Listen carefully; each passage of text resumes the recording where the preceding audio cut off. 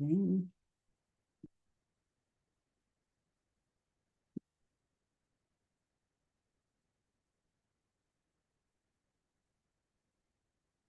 Now, social psychology as a study wants to understand a person's individual psychology within a social situation and how they um, um, influence each other. So let's start with just the basic definition, and then we'll go forward. Again, just like the definition of psychology, we always start with the scientific attempt to explain. Okay, so again, we're going to use some methodology that some other psychologists can use to replicate the study or to broaden the study or build off of it. Um, and so that's really in the field of psychology what we mean by scientific. Okay. To explain the thoughts, feelings, and behaviors of individuals as they're influenced by actual, imagined, or implied presence of other human beings and how those interact. So if we go back to the thoughts, feelings, and behaviors, a few weeks ago we kind of got through the developmental psychology, right? This is very similar, and what we want to know is our cognitive response, how we think about social situations, and we'll go over what are called cognitions, social cognitions, about how, in general, we interpret our world. And we will see that we make some mistakes when the stress level, feelings get higher and higher, that we tend to do things like confirmation bias, which we'll get to. And confirmation bias is our tendency to only look at information that supports our opinions, thoughts, and values. Okay. And we'll see that as a person's stress level goes higher, the more likely we are to enter that confirmation bias state. And of course, behaviors. How do we respond to the presence of other individuals? And this is where we're going to bring up the topic of situationalism, that how does the situation influence behavior? Okay. And then I want to focus on this idea of actual imagined or implied presence. Okay. So implied presence is the best example of implied presence is if anyone has been driving in a rural area, let's say no one is around. We know no one's around. And we come to a stoplight. Okay. I'm willing to bet, even though there's not a car in sight, the majority of us will wait at that red light until it turns green because there's just this feeling that someone will be watching. Someone will notice me run that red light. Okay. Imagined presence comes from some interesting studies that are done on kids during Halloween. So um, the best example is so kids come up, trick or treat, Baboose, come here. Baby, come here. trick or treat, and the researcher goes, "Oh, I got this call on my phone. Um, uh, Take two pieces of candy and have a good night." Okay, and so the person leaves, and the question is how much candy will the child take? Okay, well, interestingly, if there's a mirror or if there's a picture of a smiley face, children will tend to only take two pieces of candy. Okay. However, if there's like a picture of some mountains or a flower or something like that, children tended to take more candy than they were asked to take. Okay. And this is what we call the imagined presence of other people, that we think some, again, kind of going to the implied, that we imply that when I run this light, someone will say, imagined is that even with very ambiguous pictures, we think that a human is there. In the trick or treat example, some of the faces were so ambiguous. It was basically a circle with two lines and then a line under it. And the assumption is, oh my gosh, I'm imagining someone watching me take this candy, even though the picture is very ambiguous. Okay. And then, of course, we want to talk about the actual presence of other individuals. Okay. Meaning, what happens when there's something like an authority figure present? What happens when someone is just like you is doing something similar? What is it that influences our behavior, and how do we use the behaviors of others to inform what we do? Okay. So, with that being said, there are basically three themes that we tend to get from a social situation or from social psychology. First of all, is group influence and power of the groups are powerful influencers. Okay.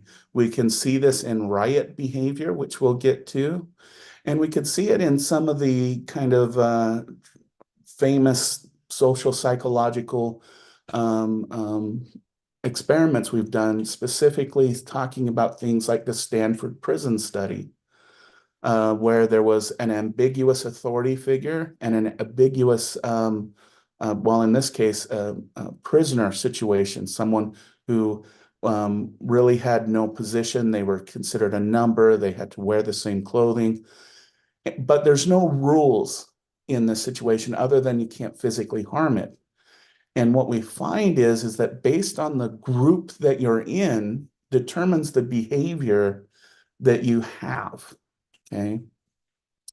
The other thing about social psychology is we're really concerned about people's subjective experience. So even though we can get people to behave the same way in a situation, what we want to know is what is the subjective experience of each of those individuals. So I go to the example of a classroom. Let's say we were in-person class, right? And one thing that will be noticed is that as students come in, they sit at a desk, they take some papers, the professor comes to the room, and he or she is usually the one standing there in front of the room and is going to do, it's a very common thing. But as an instructor, and this is kind of getting to the social psychology end, while everybody is behaving the same, everyone in that room is experiencing that lecture differently. Okay. So a good example of this is let's say we were in here doing this lecture on social psychology. Okay. And then after the class, I ask you, even though you all behave the same, I ask you, what was your experience? What did you learn? I'd be willing, let's see, is there's about 9 of us here tonight, I think. I would probably get 9 different responses, even though it was in the same situation in the same setting. Everyone usually has a different experience. Okay. Um, and then the third theme that we have found in social psychology is the smallest manipulations can have large influences on behavior. Okay. And this example comes from research on something as simple as the color of your shirt. And one of my students from another college actually replicated some studies that were done in this area. So what this student did is she had some blue jeans, and then what was manipulated is the color of her shirt. So she had a red shirt, a black and white, a black shirt, a white shirt, and a blue shirt. Okay. And what she would do is, randomly wear the shirts. One, she kind of flipped a coin to decide what color she was wearing that day. And then she would randomly walk in busy areas of the school and drop her notebooks and would spread paper. And what was she was interested in is how many people would stop to help her. Again, the only manipulation was the color of the shirt, a small manipulation. And what she found is that on the days she wore red shirts, the helping rate quadrupled. Okay. It went from very few people to multiple people would stop and help her. And again, the only manipulation was the color of her shirt. Okay. Where else do we see this? Well, we know that, for example, when a bartender wears a red shirt, their tipping goes up. It almost doubles.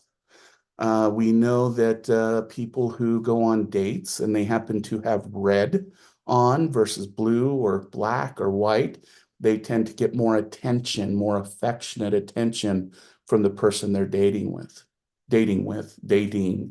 or going on a date with, whatever term. My point being is it's such a small manipulation. It's just simply changing the color of your shirt can have a big influence on a person's behavior. And we'll go through a lot of examples of this, just small kind of twitches to the situation can have a large influence. And one of the things you should know about social psychologists specifically is that we use what's called the scientific approach of what's called situationalism. That a lot of our behavior is dependent upon the context and the social situation that we're in. Kurt Lewin, he came up with what's called field theory, and he named this our life space, where we go through and even just walking simply from, for example, a classroom to your dorm room or driving from work to home.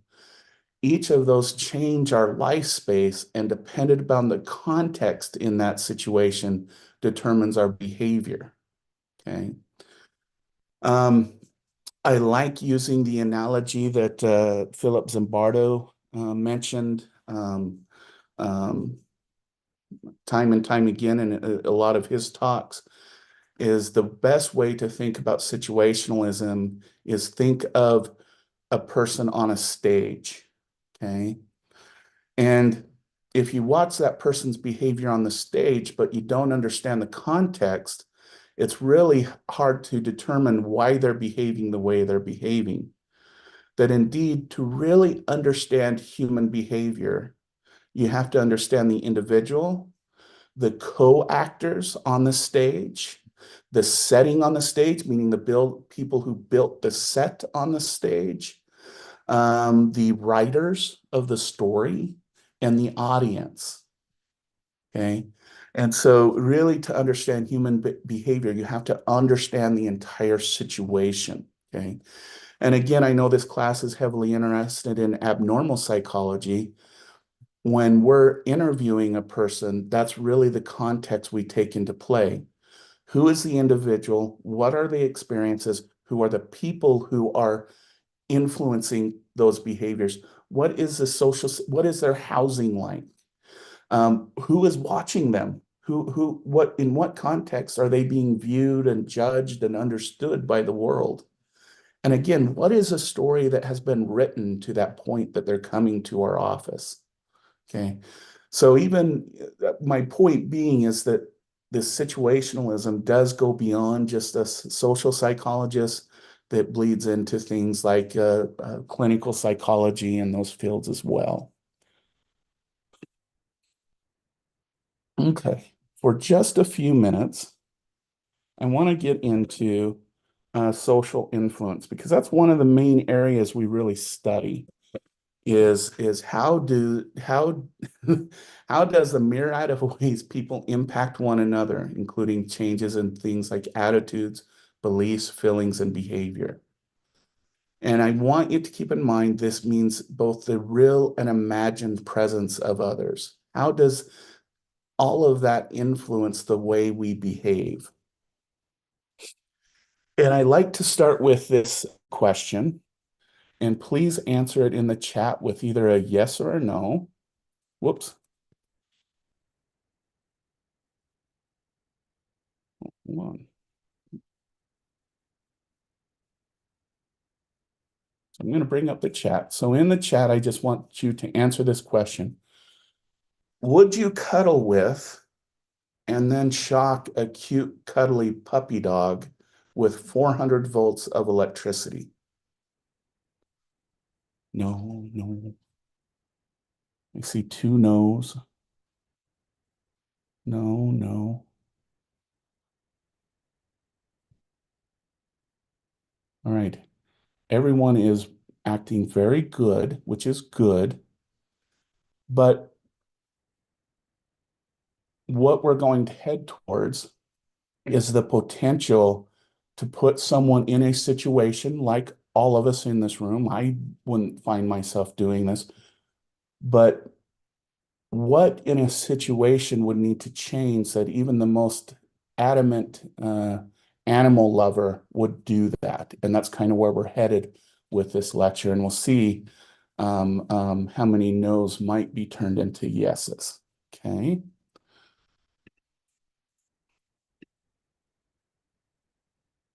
And it really comes down to the nature of human beings. Okay. Are we aggressive, violent, or self-interested? Or are we sociable, attached, affectionate, or companion? And so we're going to kind of explore this kind of moral value of individuals. We kind of introduced it at the beginning of the semester, if you remember, where we talked about Rousseau and Hobbes and about their different views about the nature of human beings. And so we're going to explore this a little bit more in this lecture, okay? And at the end of it, what I hope to show is that we all have the potential to do good or evil, dependent upon the situation. Because we all want to belong, we all want to have a sense of control, an understanding, feel good about ourselves, and we want to trust the people we're around.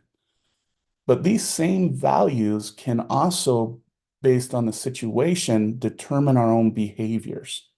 And that's where we're going to kind of head for a little bit tonight. I'll probably end this soon because a lot of it um, is something we should do with a larger class, but we'll get through some of this tonight. But I want to establish some premises. The first one, as we explore this world, is that evil and violence is not a disease of the mind or the individual, but it's a disease of the situation, community, and society in which an individual lives. Okay. For example, school shootings do not happen because of a diseased mind. From our evidence that we have, shootings occur because of the situation, community, and society that that person exists in. Okay, and that's just one example. The situation and power of differences in situation can predict violence and evil much more than disposition traits or drugs and alcohol. Okay. And then we're going to skip this premise for right now because I want to come back to it. But I want to just talk a little bit in this class, a little, and start the topic of social influence. Okay.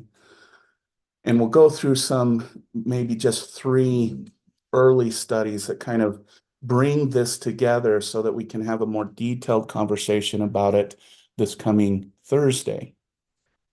First of all, what is social influence? It's a myriad of ways people impact one another, including things like attitude change, beliefs, and behaviors that result from the comments, actions, or even mere presence of other people. Okay. And so that's kind of where we're headed.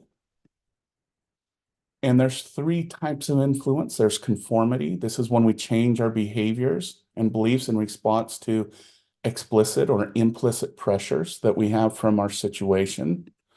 We have compliance, and that's doing a favorable behavior due to the explicit request by another person. And we have obedience, which is due to an unequal relationship power within that situation. And that's where we're kind of head. The first study in psychology was known as Sharif studies in the early 30s. And what he wanted to know is how does just, again, the mere suggestion by other people influence our behavior? And he called this informational social influence, okay? So there's something called the autokinetic effect, okay? And what that is when you focus on a uh, single piece of light, and the light is fixed, okay? And so that light isn't actually moving. But if you look at it, what it'll start doing is moving back and forth. Because what's happening is the cells in your eyes burn out, so it activates the cells next to it and back and forth. And so it appears that the line is actually moving when it's not, okay? Now, what's unique about the autokinetic effect is it varies across people. Some people see it move 6 inches. Some people see it move 1 inch. Some people see it move half an inch. But it's varied among individuals. And How do I delete? so what Sharif did is he first just asked, how much did you see the line move? And just like you would expect, he got varied responses. Okay. But then what he did is he purposely had someone else in the room say that it moved 2 inches. And then he had the person do it, and they would go closer to 2 inches than their actual perception.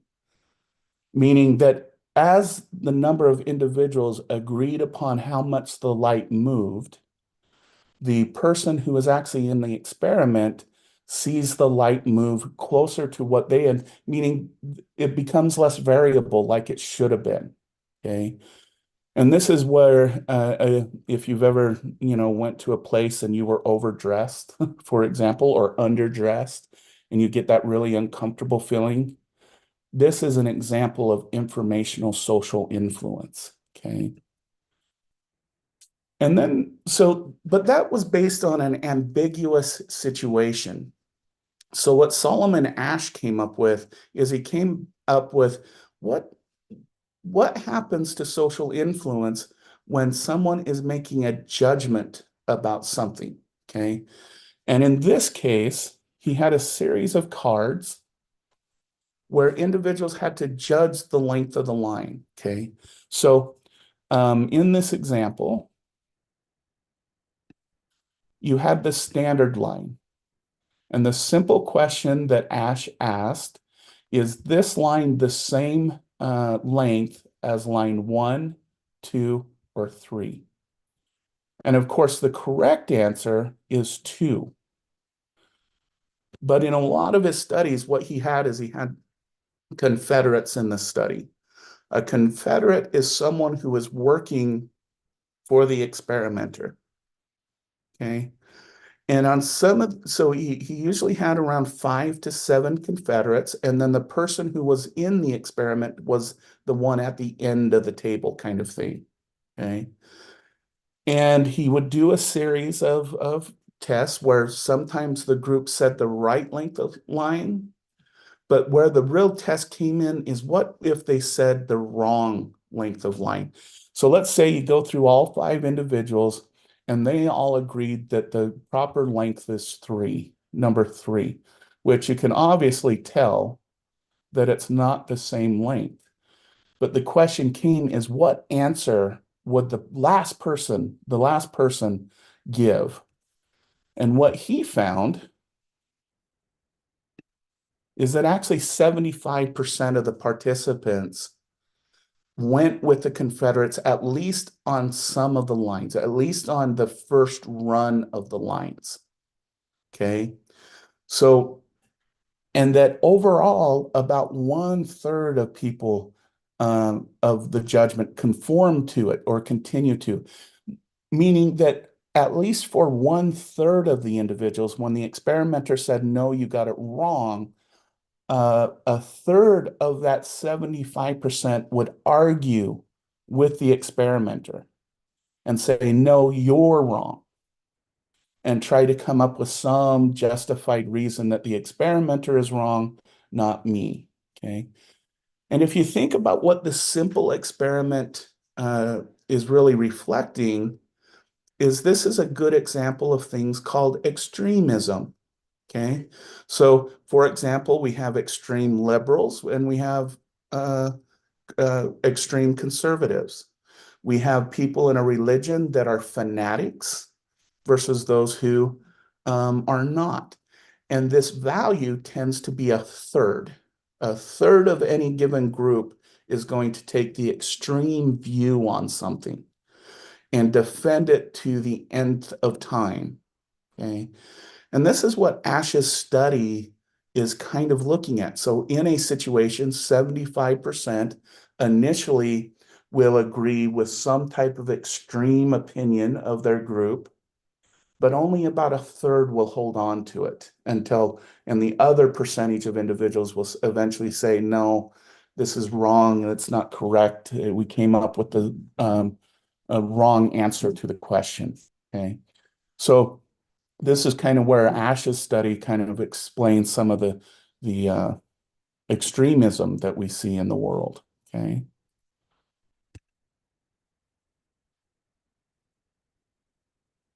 But we do know that, again, remember what we stated, small manipulations can create big changes in behavior. So what if members could do their what line was based on anonymity, meaning that they basically wrote it on a piece of paper and put it in a box and no one knew what they were supposed to, who voted for what. In this situation, you could probably guess that 100% of the participants usually got the right line because there was and there wasn't knowledge of what the other individual stated. Okay. A mode of response. More participants disagreed when at least one other person would say something and say it's wrong. Or if even if it's a secret ballot, if someone says what they said, we would still get about 50% of people to who would still conform to it because that person said, this is my secret answer. And then, of course, status. We found greater conformity when the participants were in a lower status than the group members. So in this example, Ash used freshmen versus seniors, okay? And they found that if the status of the other 5 people were, these are all seniors, this is why they got here before you did, sit at that end of the table. And he found that conformity rates went up in that situation. So again, just little tweaks to a situation can create differences in response rates. All right. And so we'll end with this tonight to kind of give a reward for everyone that came tonight. I do want to end with a classical study. There's actually a pretty good movie out about it. It's called The Experimenter, and it kind of goes through Milgram's life, Stanley Milgram. And what he wanted to study is obedience, who follows a command of a person in authority. And the reason why he wanted to study this is, if you could guess from the name Milgram, he was Jewish, and he wanted to know why so many people in Germany would comply to the authority figure or the state. Okay.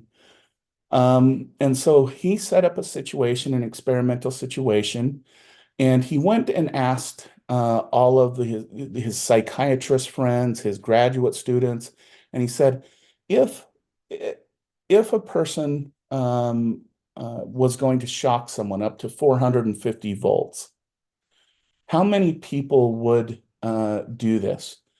And all of the psychiatrists and everyone said 1 to 2%, because we know that only 1 to 2% of the population is sadistic, and only 1 or 2% of people would go up to 450 volts.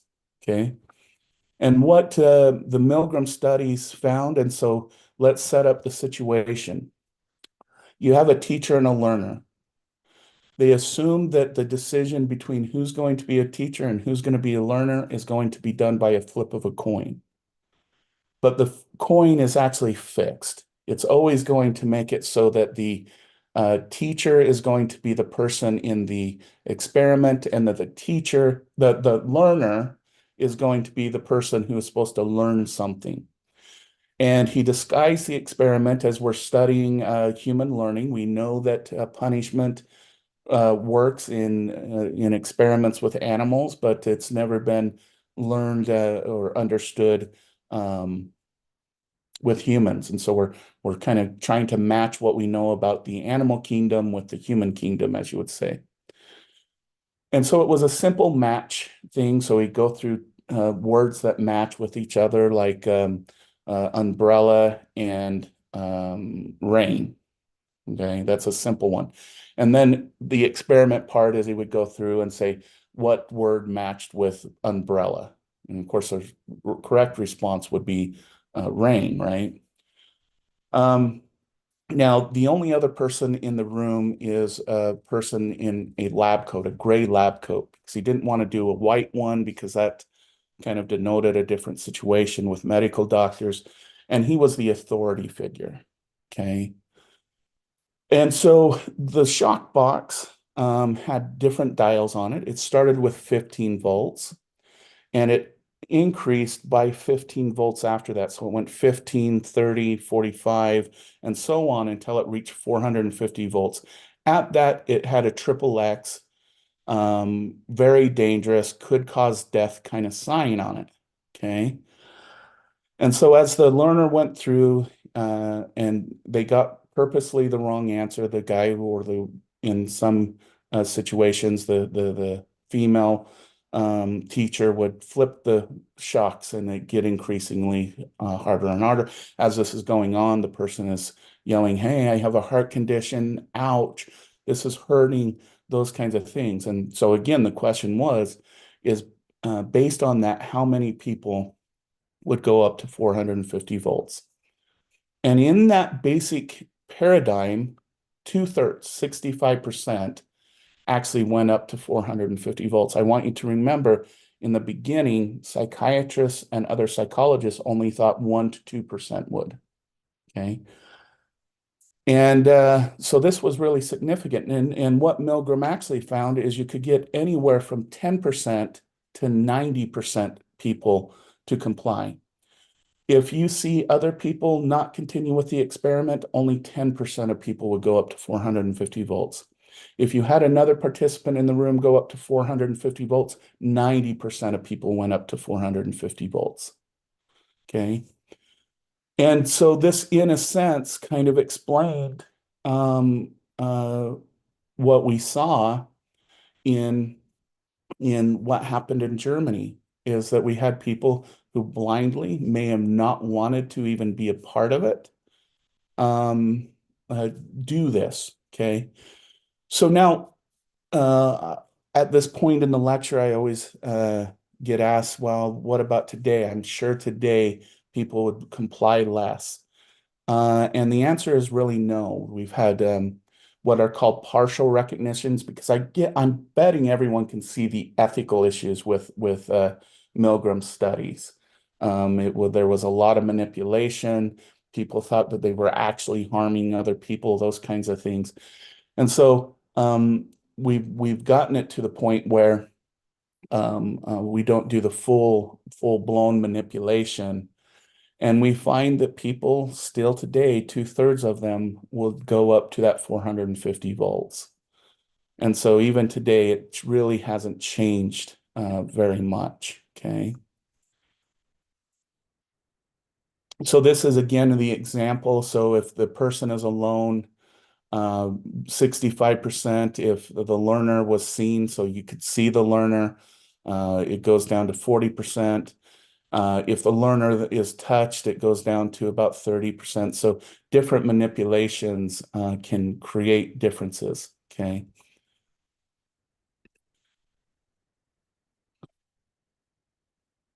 So I want you for now to kind of keep these in mind, and we'll go through these 9 different things that we learned about the Milgram study this coming Thursday. But based on this premise, I want you to think about the original question I asked you at the beginning of this lecture on obedience and situational variables. I want you to think about that dog situation, okay? And whether or not, if put in a situation, could you possibly actually do that? And we'll learn more about that on Thursday. I do want to close because I don't want to get into these 9 things right now. That we do know that one of the things that Milgram was interested in is what about that 1/3 of people who didn't go all the way? What made them different than the others? And there were a few things that he found. One, if they had personal experience with electricity, so an electrician or a construction worker tended not to go up to 450 volts. So personal experience with that situation, for example, teachers, they tended not to go up to 450 volts in that learning situation. So personal experience tends to be the thing that mediates these relationships between people who will hurt someone up to that point and not. And the other thing that I want to close with for tonight is that if you notice, it was increments, okay? And later on, we'll get into topics such as domestic violence, abuse, bullying, and all of those different other kind of behaviors. And I want you to think that the majority of that doesn't start at 450 volts. I'd be willing to bet most people in the room, if they were dating someone on the first date, let's say the person says, okay, let's continue this. I had fun tonight, but you should know I'm going to beat you a lot. I'm going to belittle you a lot. I'm going to make you feel like less human being than you've ever felt before. And I'm going to physically harm you very often. I would be willing to bet that the majority of people wouldn't start at 450 volts. But where these things always begin is the 15 volts. Oh, I prefer that you don't hang out with that person. 15 volts, 30 volts. Oh, I really don't like what you're wearing. 45 volts. Oh, I don't think we should go visit your parents anymore. And so much and so much and so much, and add it, add it, add it, that it goes up to that 450 volts. Okay. And I want you to think about that when you think about relationships and when you think about how you interact with other people. And are they flipping those switches? And make sure you take those as red flags. Okay. So I'm going to end with that kind of thought for tonight and ask if anybody